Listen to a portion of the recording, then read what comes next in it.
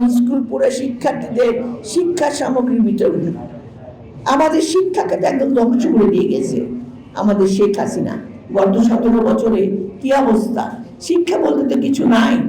সেই শিক্ষাকে আবারও শহীদ জিয়া যেমন একদম অবৈতনিক শিক্ষা থেকে গণশিক্ষা থেকে একদম উপযোগী শিক্ষার ব্যবস্থা, শিক্ষার্থীদের শুধুমাত্র শিক্ষা এবং জনকল্যাণের কাজে নিয়োগ থাকতে হয় যে বুঝিয়ে দিয়েছিলেন, সেইভাবে এই সংগঠন রয়েছে কাজ করতে হবে।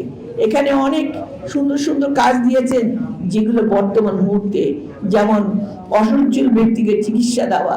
আপনারা দেখেছেন অনেক ভাইরা আমার বন্ধু হয়ে আজকে চিকিৎসার অভাবে ধুকে ধুকে মরছেন, যেখানে আমাদের ভারপ্রাপ্ত চেয়ারম্যান তার বিএনপি পরিবার নিয়ে তাদের পাশে থেকে তাদের চিকিৎসা করছেন। তেমনি আপনাদের মতো অনেক ছোট ছোট সংগঠন যারা এই যে সামাজিক সংগঠনের মতো, তারাও কিন্তু তাদের যতটুকু সম্ভব সেইভাবে তারা চেষ্টা করে তাদেরকে বাঁচিয়ে রাখছেন।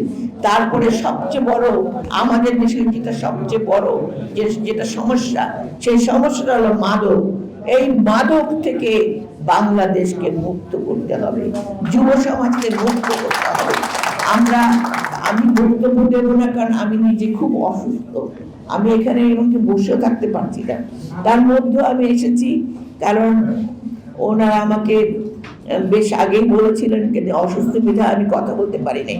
আমি বক্তব্য শুধু একটি কথাই বলবো, আজকে শহীদ জিয়া যে 19 দফা, আজকে যে 31 দফা, সেই 31 দফাকে যদি আমরা আদর্শ মতো নিয়ে শহীদ জিয়ার যে দর্শন, আমরা প্রত্যেকে যদি আমাদের যে গঠনতন্ত্র আছে তার মধ্যে যে 19 দফা আছে, সেই 19 দফাকে নিয়ে আমরা যদি কাজ করি, বিশেষ করে নারী ক্ষমতায়ন। আজকে এখানে আমি অনেক নারীকে বক্তব্য দিতে দেখেছি, তারা অত্যন্ত চমৎকার বক্তব্য দিয়েছেন।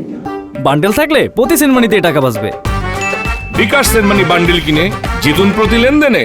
নারী ক্ষমতায়নের মূল যিনি চাবিকাঠির যে প্রধান, তিনি হলেন আমাদের শহীদ প্রেসিডেন্ট জিয়াউর রহমান। তিনি যখন প্রথম ক্ষমতায় আসেন, তিনি বলেছিলেন নারীরা হলো বাংলাদেশের জনগণের অর্ধেক নারী অর্ধেক পুরুষ। সেই অর্ধেক নারী যদি বসে থাকে বা আমাদের মানুষের দুটি হাত যদি কাজ না করে, তাহলে কিন্তু কোনোদিন কোনো দেশ গড়ে উঠতে পারে না। এবং তখন থেকে রাজনৈতিকভাবে বলেন, বিভিন্ন পেশাজীবী সংগঠন যেমন পুলিশ থেকে শুরু করে বিভিন্ন স্কুল বিদ্যালয়ে নারীদের কোটা ভিত্তিক, তখন সেই মুহূর্তে তাদের মানে চাকরির ব্যবস্থা থেকে শুরু করে সব কিছু তারা শহীদ প্রেসিডেন্ট জিয়াউর রহমান করেছেন। আর দেশনেত্রী বেগম খালেদা জিয়া নারী শিক্ষার উনি এত উপবৃত্তি দিয়ে আজকে এমন অবস্থায় আমরা দেখে থাকবেন নারীরা পেশাজীবী সংগঠনে কিভাবে নারীরা যোগ্যতার পরিচয় দিয়ে বিভিন্ন ক্ষেত্রে আজকে নারীরা কাজ করছে।